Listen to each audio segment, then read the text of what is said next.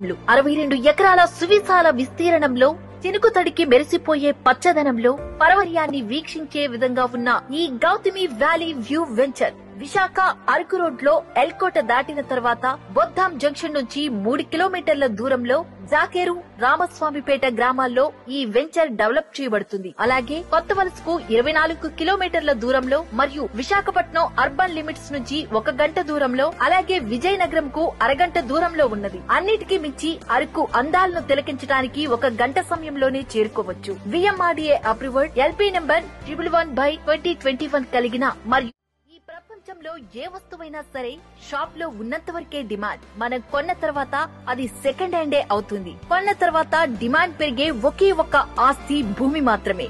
భూమిపై పెట్టుబడి పెట్టండి, మీ పిల్లల భవిష్యత్తుకు బంగారు బాట వెయ్యండి. మీ